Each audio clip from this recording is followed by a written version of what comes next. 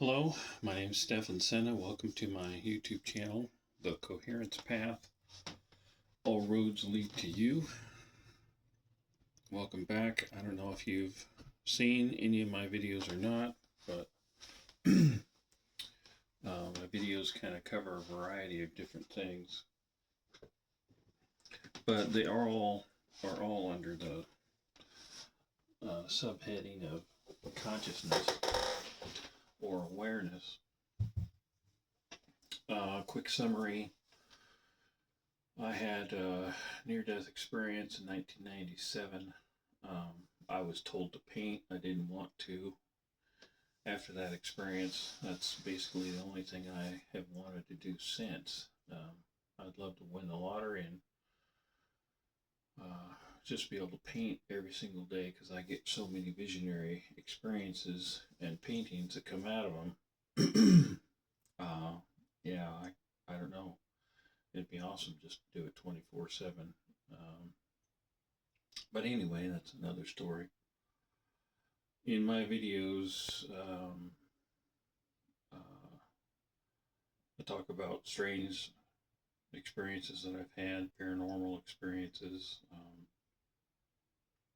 my thoughts on consciousness and the universe.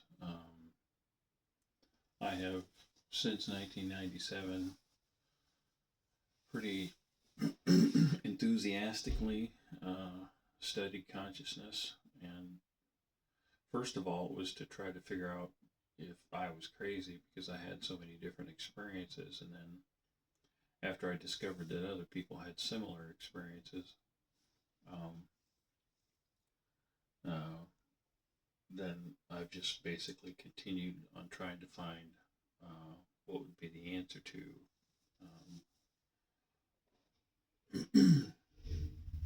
finding peace in my life. I didn't have that earlier in my life, and I would say for the most part I have peace now. You know, we're human. Days are different.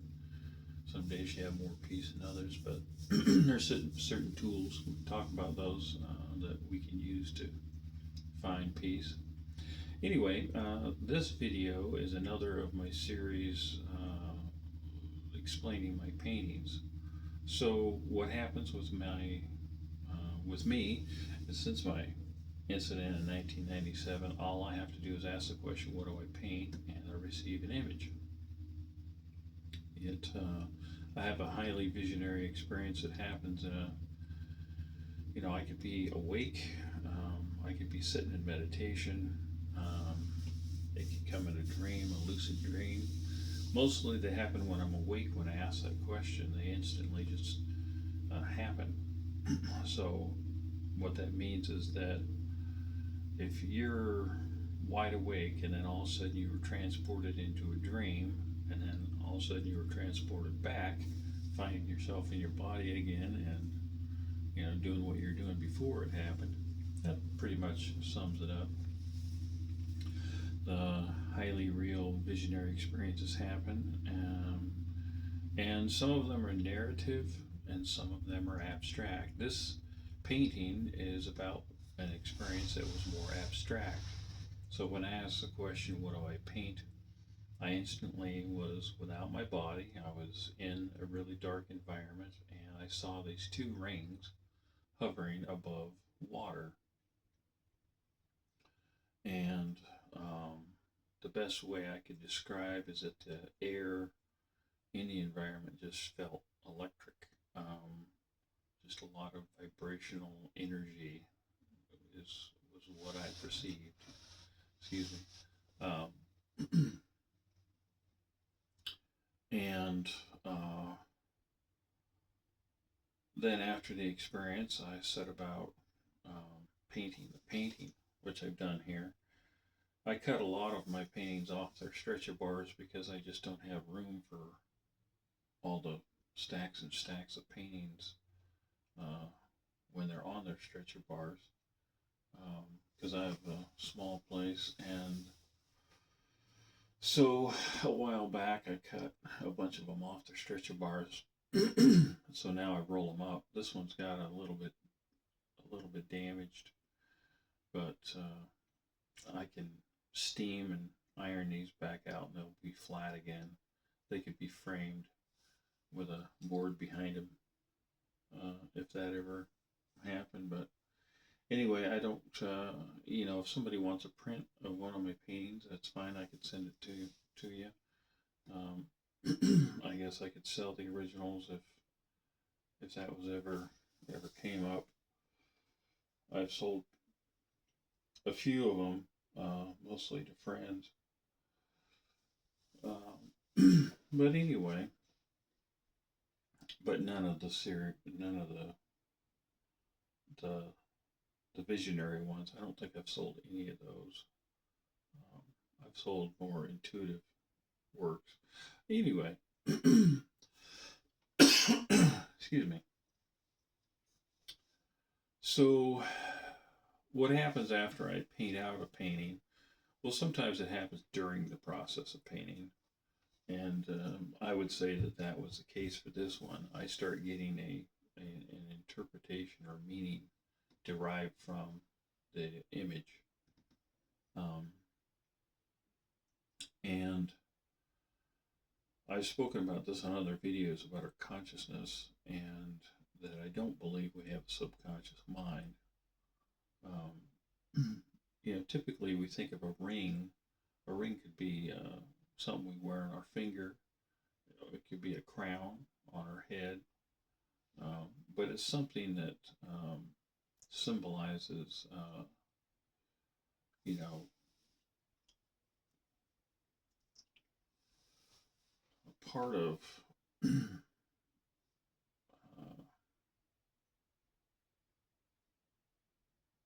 how do I word that? Well, like in Lord of the Rings, a ring is a symbol of power. And I think of our intellect and our intuition and our consciousness as our root of power, because we use our consciousness to do all sorts of things. But as I've discussed before, I know we don't have a subconscious mind. There's no part of our brain that's running our lives like a robot or a computer program. My view is that we are just making decisions, but on a more microscopic level sometimes,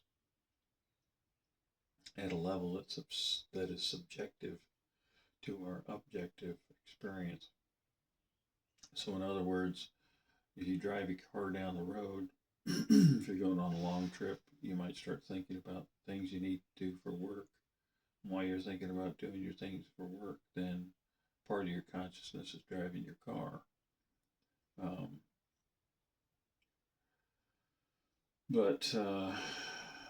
So these two rings symbolize parts of our consciousness.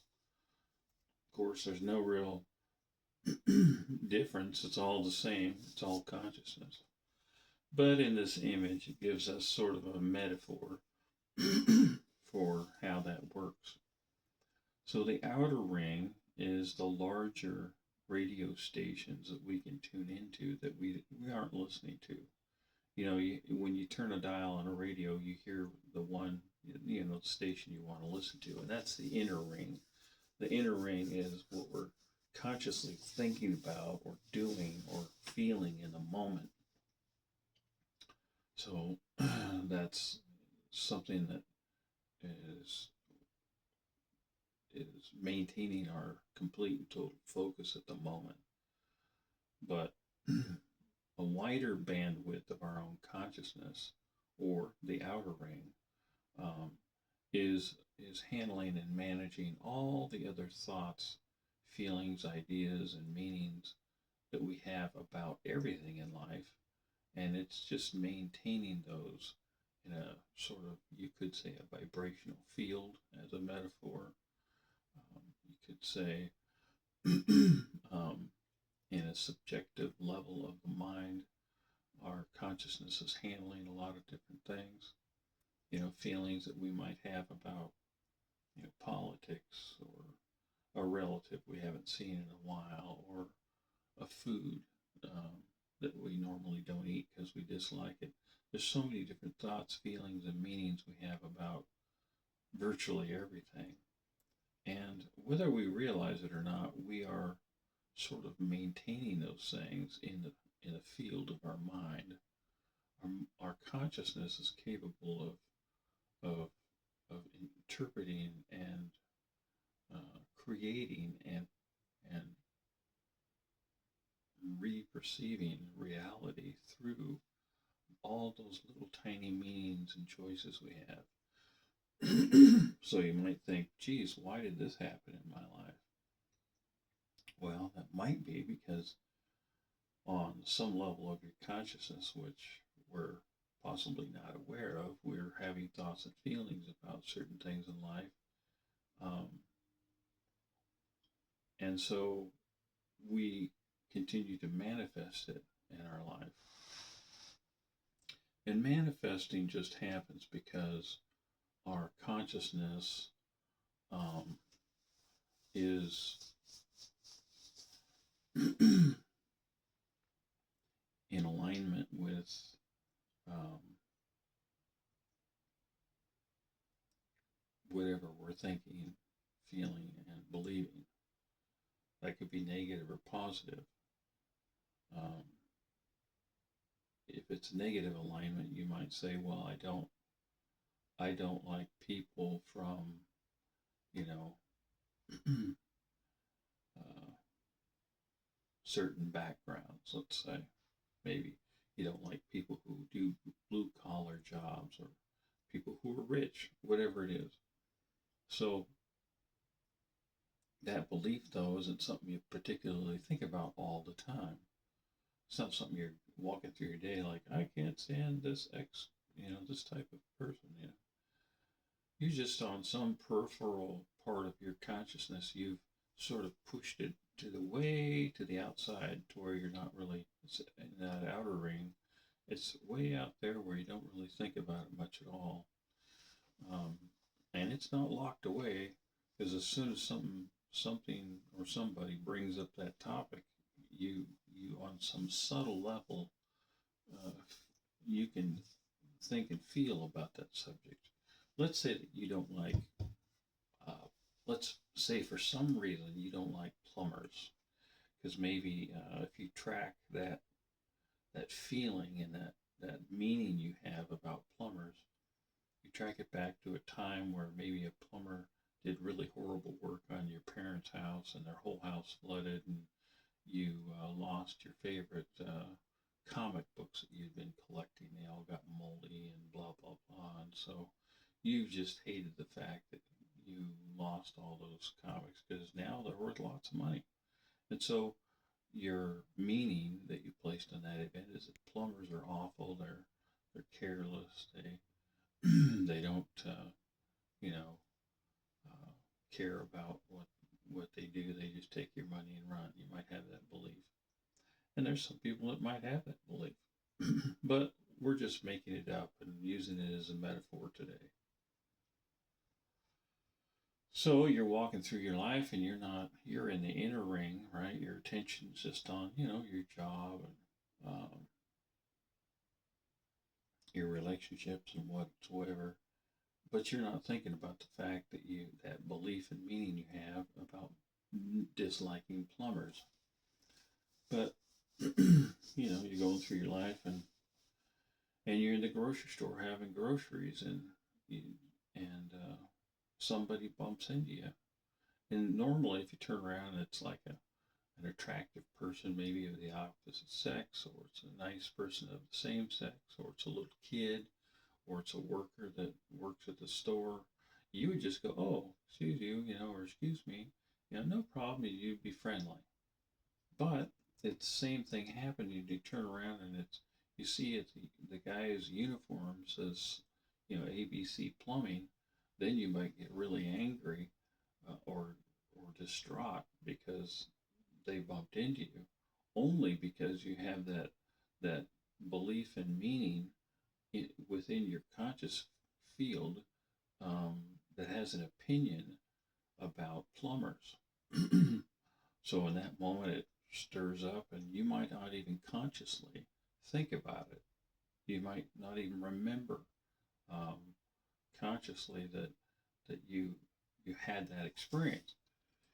And so you get angry, and maybe somebody with you, your kid or your friend, goes, "Gosh, why did you get so upset?"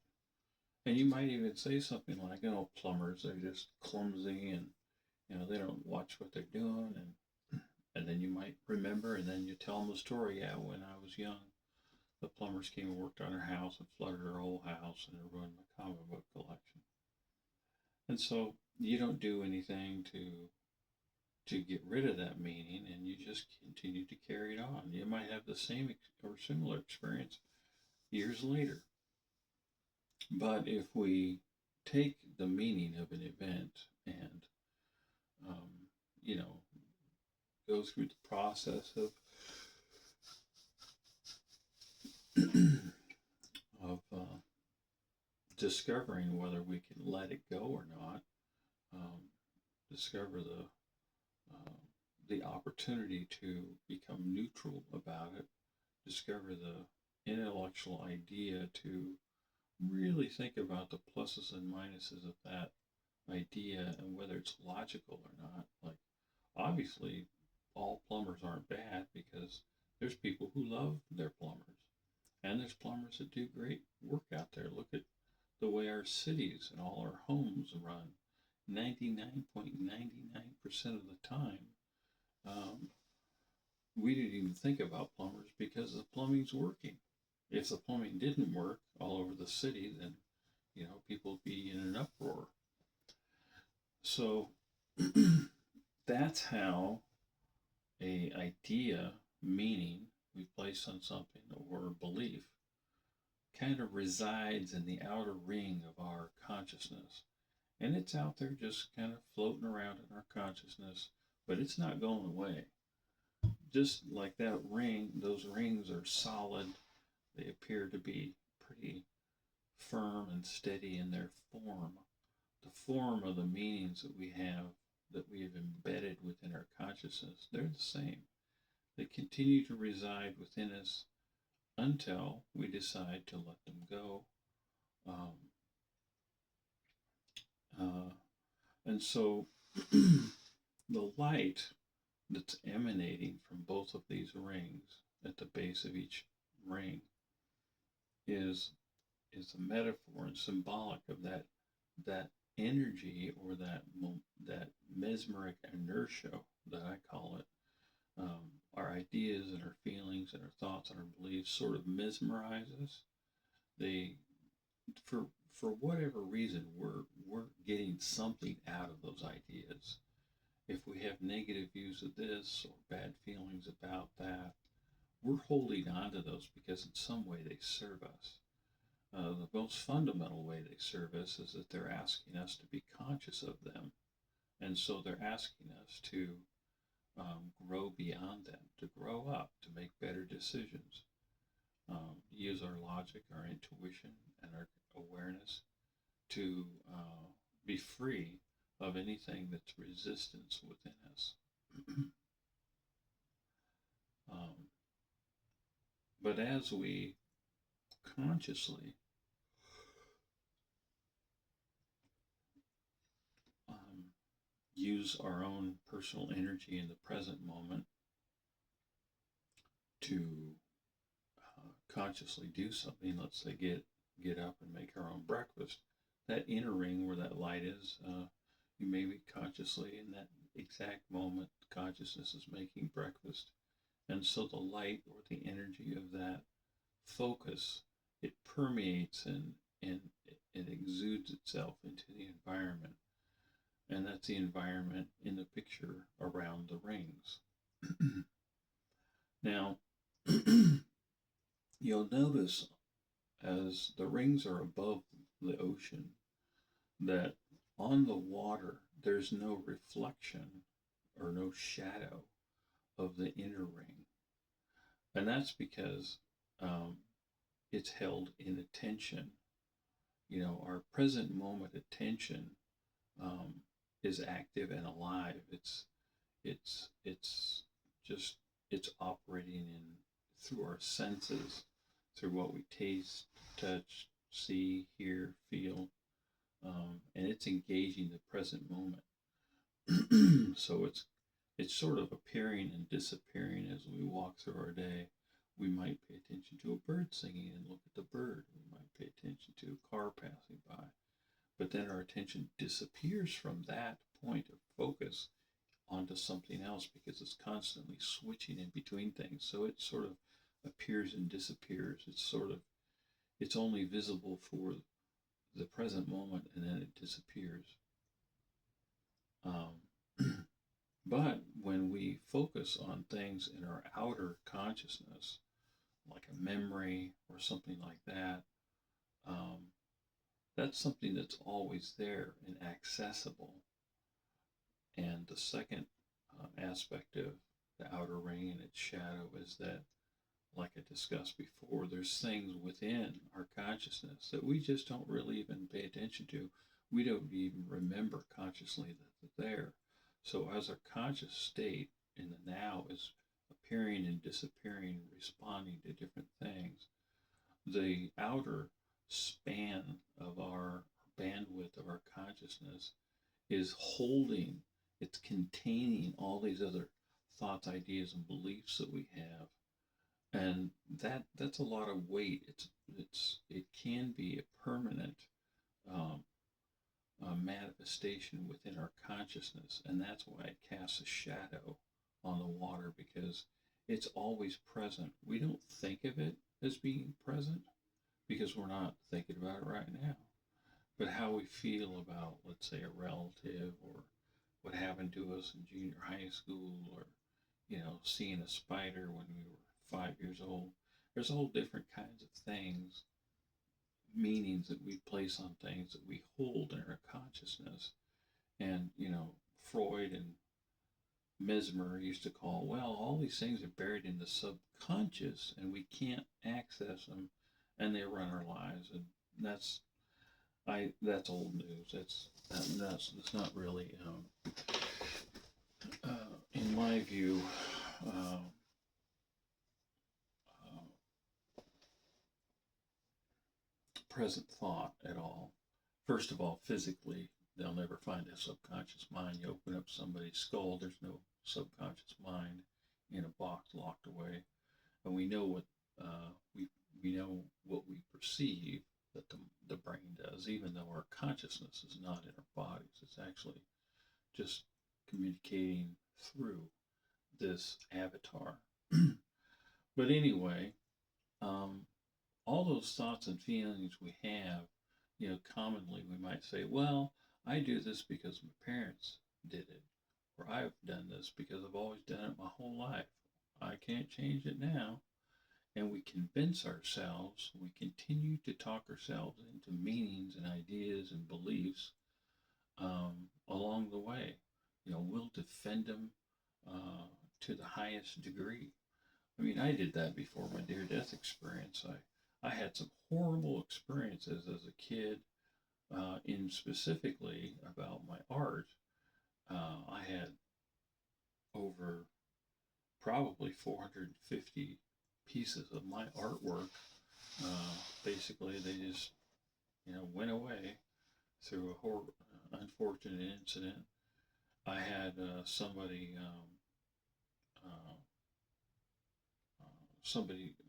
basically stole about 35 of my paintings that I'd spent months on from an art show.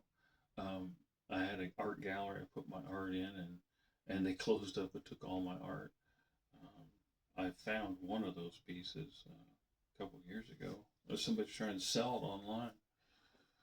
Luckily, when I wrote them, they just said I could pick it up. But anyway, I had some negative experiences with that, and so I never had any interest in doing art at all. So when the universe came along, when I was spending 3 years in bed and told me to paint, I was mad as a hornet. I had no interest in doing art whatsoever because I had an embedded meaning in my field of consciousness that at the time I wasn't paying attention to. I was a runner. I was working a lot, lifting weights, mountain biking. I was focusing on things that I could do in the present moment, and I had no interest in doing art. But when the universe said, "Hey, do art," that brought up that whole belief and meaning that I had in the broader bandwidth of my consciousness that easily came up because it was held. Excuse me. It was held there on the periphery of my attention. It was subjective. It was a subjective um, state that it was in. So I consciously wasn't thinking about it at all because I'd already made the decision, you know, long time prior that I was not going to do art ever again. I had thrown away all my paints, and well, I didn't even have paints at the time. Well, no, I had a few paints, but canvases, even things that I had completed, I just threw them all in the garbage and got rid of a bunch of stuff. And so that's an example of how I had adapted. You know, I had acquired that belief and feeling and outlook, and you know, I didn't walk around thinking about it at all. I just knew that that wasn't something I was going to do, and that was that. But then when the subject came up, boy, I started defending it. I get in an argument with the universe for more than a week. Um, and anyway, you can listen to that story if you want on my near-death experience video, if you want. But that's how our consciousness, um, how we use our consciousness. There's things that we naturally pay attention to, and that's our core sort of operating viewpoint in the moment. And then there's a lot of parts of us that are present and are just as active, but they're not engaged consciously. You know, we also discover that, let's say, in a relationship with somebody, and the whole time you're, excuse me, maybe dating the person, or even you move in with them, everything's perfect, everything's great. And then the longer you're around them, the more you get to see about that person. You know, they might start sharing ideas and feelings about all kinds of things that just shock you. Like, wow, I never saw this person in this light before. I didn't realize they had feelings about this or about that. I didn't realize they would react this way or that way. You start seeing the real spectrum of that person's consciousness, and it can be shocking. And you might think, geez, how did I not see this? Um, the typical, here's one typical general uh, thing that can happen is, like a narcissist can put on, all these positive faces. But once you get to know them, you find out that they're manipulative and mean. And but the opposite could be true. A person could seem like they're perfectly normal and pretty balanced, and then the closer you get to know them, it turns out that they have very low self-esteem, and they're constantly giving themselves away to everything in their environment, and to their detriment. So they, they don't protect themselves. They give their money to people or causes that really they should be paying their own bills and stuff like that. And so their life is sort of a train wreck because there's no balance within themselves, because there's certain meanings that they've acquired, either low self-esteem or whatever, that operate within their lives in that outer ring, and that's how that light of that outer ring enters the environment. Um, but it's on a subtle level. But once you see it, you can't unsee it, either within yourself or in somebody else. And, a lot of people on the surface might seem very put together, but then as the, let's say you form a group, there's a group of people and you meet all the time and you really get to know each other really well.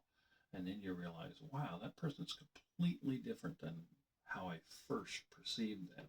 And that might be good or bad. You might realize, wow, that person's actually, I thought they were kind of aloof and, you know, curt and non communicative, but it turns out that that person is actually really sensitive and kind, maybe a little bit shy, but very giving and loving, and takes action without any need for any attention to themselves.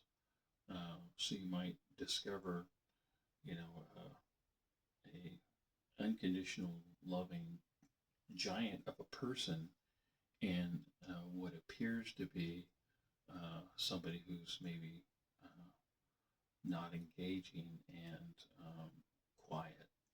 So there's a lot of different ways that our consciousness displays itself, but the inner ring, the present moment face that we put on, or how we interact with the environment in the moment, uh, that's the active part of our consciousness. And the environment, yeah, excuse me, and the ocean, water is a good thing for as a metaphor for the environment because it, excuse me, it adapts to everything. Water, you know, it can turn into ice. It can flow in between a rock and freeze and break a rock.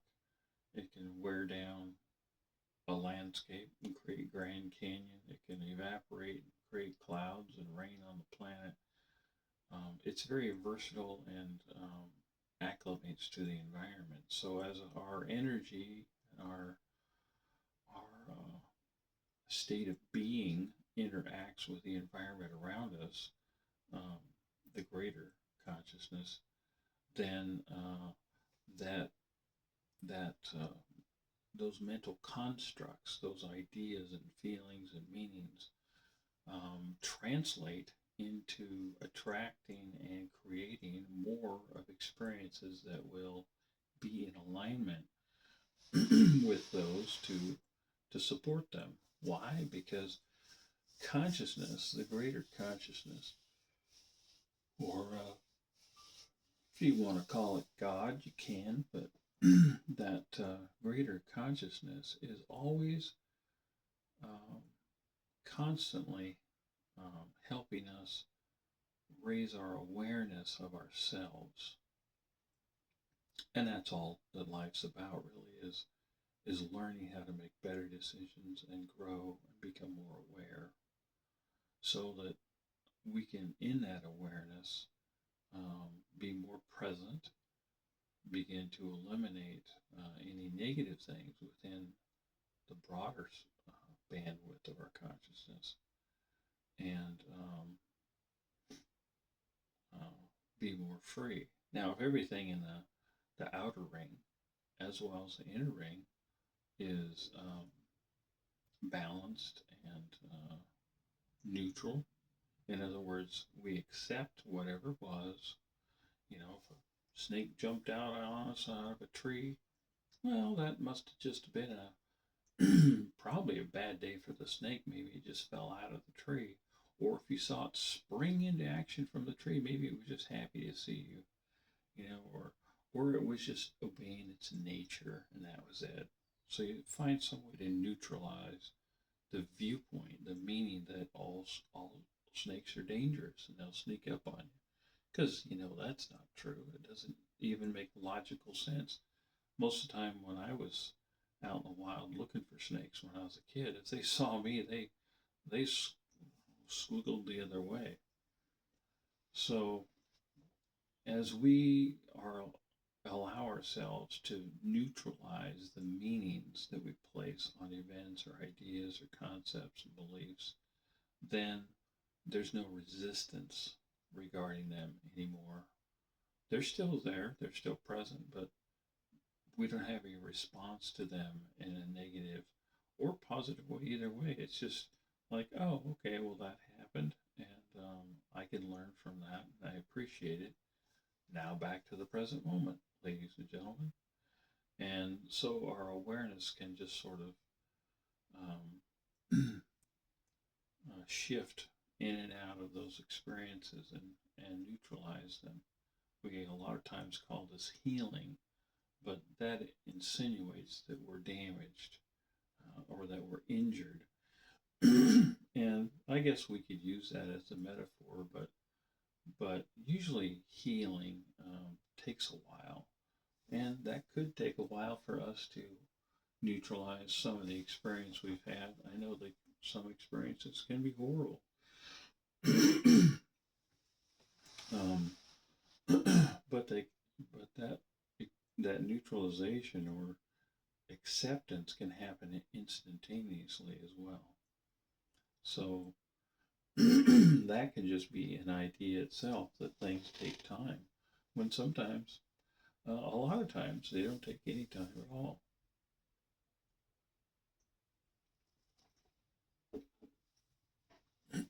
A person could literally, if they have an idea and the reason why they don't fulfill is they feel like, well, it's just going to take forever.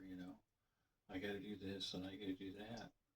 But if they have the idea, well, I could just do that today, then they could just get up and start doing it today. Maybe you wouldn't get everything done today, but definitely take a step forward instead of being paralyzed by an idea that it's going to take a long time. So anyway, that's was my interpretation of this visionary experience that came to me. It still pretty much holds true for me when I look at this image. Meanings change on some of the images because they're more general. This one I feel is more specific, but you might have a completely different interpretation of this painting, and that's perfectly valid and fine because it's our consciousness that creates meaning uh, regarding events or things. So my interpretation and your interpretation is, our own free will consciousness doing its own thing. And so if you want to look at this image without hearing my meaning, just turn the video off and sit with it. That's what I do. I just sit and I observe the image, and I try not to have any opinion about it whatsoever. And then I just stumble around the image until thoughts start entering my mind. And then I ask myself, where do those thoughts come from? What is that thought? How is that thought valid? Or what's that feeling I have? Why do I feel this way? Or why do I feel that way? And so I just let it sort of unfold. And that's how consciousness works. Consciousness observes, and then it either responds and creates meanings, or it just accepts and just stays in a state of awareness. So, thanks for coming by and being willing to watch one of my videos about my art. Appreciate it. Subscribe to my channel if you want. I have a couple hundred probably of these paintings to go through, and I'm painting more all the time. So, um, I hope you have a great day. I hope the things that come within your own consciousness are things that you can effectively use to build whatever sort of life that you want. And I appreciate your time. Thank you.